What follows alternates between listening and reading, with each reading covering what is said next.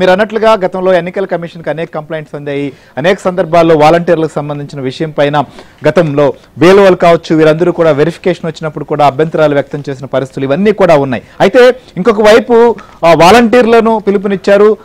దాదాపు 80% ఇళ్లకి కావచ్చు లేదా మొత్తం హామీలన్నీ కూడా 90% అమలు చేశామని చెప్పారు.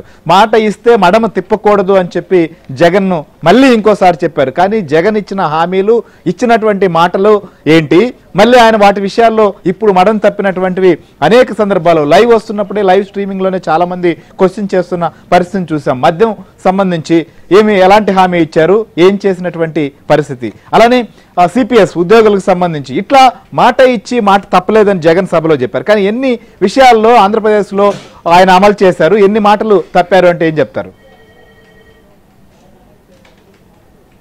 శ్రీహరి ముఖ్యమంత్రి మాట ఇస్తే మాట తప్పను మడమ తిప్పను అని చెప్పి ఆయన ప్రసంగంలో చెప్పారు.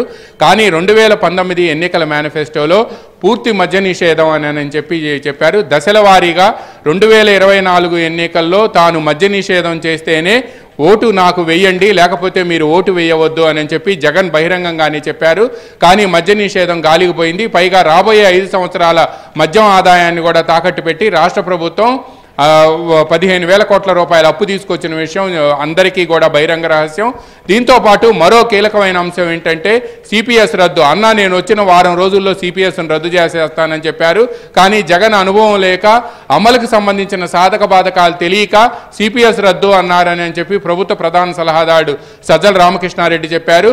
ఇక దీంతో పాటు ఇంట్లో ఎంతమంది పిల్లలుంటే అంతమందికి కూడా అమ్మఒడి ఇస్తాము అని చెప్పి జగన్ అంతకు ముందు చెప్పారు. కానీ కేవలం ఒక తల్లికి మాత్రమే అమ్మఒడి ఇస్తాము అని చెప్పి అధికారంలోకి వచ్చిన తర్వాత చెప్పారు.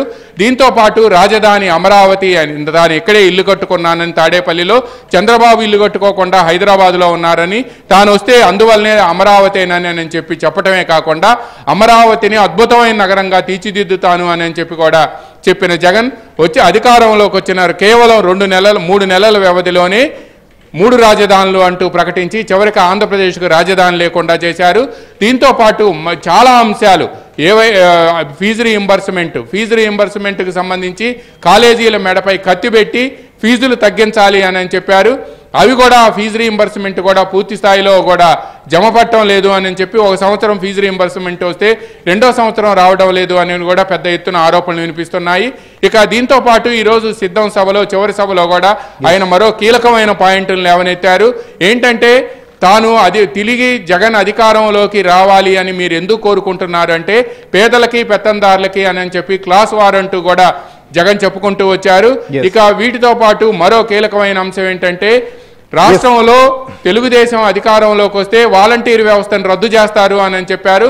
కానీ వాలంటీర్ వ్యవస్థను తాము గ్రామ పంచాయతీలకు అనుగుణంగా గ్రామ పంచాయతీల ఆధ్వర్యంలో పనిచేయిస్తామని చెప్పి జగన్తో పాటు పవన్ కళ్యాణ్ కూడా ప్రకటించారు. కానీ వాళ్ళు ఎక్కడా కూడా వాలంటీర్ వ్యవస్థను రద్దు చేస్తామని చెప్పి కూడా ప్రకటించలేదు.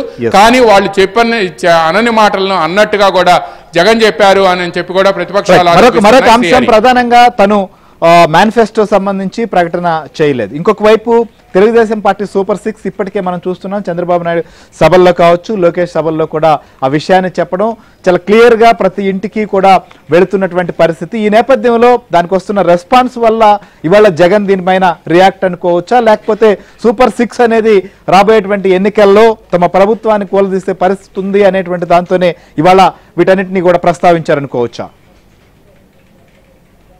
శ్రీహరి, జగన్ ప్రధానంగా ఈరోజు సూపర్ 6కు సంబంధించి సూపర్ 6 అమలు చేయాలి అని అంటే 1,000 కోట్ల రూపాయలు కావాలి అని చెప్పి ఒకవైపు చెప్తున్నారు.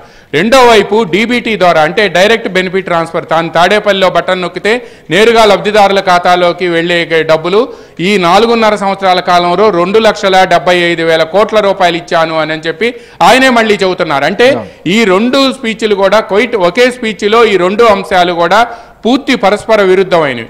ఇక దీంతో పాటు ఆయన మరో అంశం కూడా చెబుతున్నారు. ఎందుకంటే సూపర్ 6 ప్రధానంగా ప్రజల్లోకి విపరీతంగా వెళ్ళింది.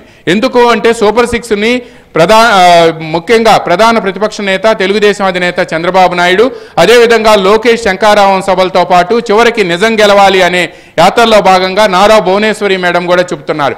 అంటే ఈ ముగ్గురు చెప్పడంతో పాటు పవన్ కళ్యాణ్ కూడా షణ్ముఖ వ్యూహంతో కలిపి సూపర్ 6ను కలిపి మొత్తం మేనిఫెస్టోగా ప్రకటిస్తామని చెప్తున్నారు. అందువలన ఈ సూపర్ 6 అనే దాన్ని చంద్రబాబు హామీ ప్రతి ఇంటికి బాబు షూరిటీ భవిష్యత్తు గ్యారంటీలో భాగంగా దాదాపుగా రాష్ట్రంలో ఈ రోజు వరకు 90 లక్షల ఇళ్లకి నేరుగా తెలుగుదేశం కార్యకర్తలు క్లస్టర్ ఇన్ఛార్జీలు వెళ్ళి వాళ్ళకి ఓటీపీ తీసుకోవటమే కాకుండా వాళ్ళకి హామీ పత్రం ఇచ్చి వచ్చారు. ఈ విషయాన్ని ఇంటెలిజెన్స్ ద్వారా తమ వ్యవస్థ ద్వారా తెలుసుకున్న జగన్ అందువల్లనే సూపర్ 6 అమలు కాదు అని చెప్పే ప్రయత్నం చేస్తున్నారు. శ్రీహరి, మనం ఇంకొక విషయం కూడా గమనించాలి. ఈ స్పీచ్లో మీరు చివరిలో గమనించి ఉంటే దాంట్లో ప్రధానంగా ఆయన ఒక అంశం, తాను ఓడిపోయినా కూడా భయపడను అని చెప్పి డిఫెన్స్ స్పీచ్లో ఆయన ప్రధానంగా డిఫెన్స్ గేమ్ ఆడారు. అంటే ఓడిపోయినా కూడా భయపడను అని అంటే ఆయనలో తత్తరపాటు, పొత్తులపై టెన్షన్. ఇప్పుడు ఏదైతే నిన్నటి వరకు మీరు ముందు మీ ఇంట్రడక్టరీ రిమార్క్స్లో చెప్పినట్టు తెలుగుదేశం జనసేన కూటమే ప్రజల్లోకి పూర్తి స్థాయిలో గ్రాస్ రూట్ లెవెల్లోకి వెళ్ళింది. ఇప్పుడు అదనంగా బీజేపీ వచ్చి కలవటంతో ఈ బీజేపీ రావటం వల్ల ఎన్నికల ఎలక్షన్ మేనేజ్మెంట్ జాగ్రత్తగా జరుగుతుంది అనేది ఒకటి. రెండు, అధికారంలోకి వచ్చిన తర్వాత కేంద్రంలో మళ్ళీ అధికారంలోకి వస్తుందన్న ఎన్డీఏ కూటమి ప్రధానంగా బీజేపీ ఆంధ్రప్రదేశ్లో అధికారంలో ఉన్న ప్రభుత్వానికి తప్పనిసరిగా ఆర్థిక సహాయంతో పాటు అన్ని రకాలుగా ఆర్థికంగా అండగా ఉంటుంది అనే భయం కూడా జగన్ స్పీచ్లో కనిపించింది అని చెప్పి విశ్లేషణలు చేస్తున్నారు. అందువల్లనే ఆయన స్పీచ్లో ప్రధానంగా తాను ఓడిపోయినా భయపడను అని చెప్పి పొత్తులపై ఉన్న తన టెన్షన్ని పరోక్షంగా బయటకు వచ్చింది, ఆయన నోటి వెంట మాటలు వచ్చాయి అని కూడా విశ్లేషణలు వినిపిస్తున్నాయి. శ్రీహరి.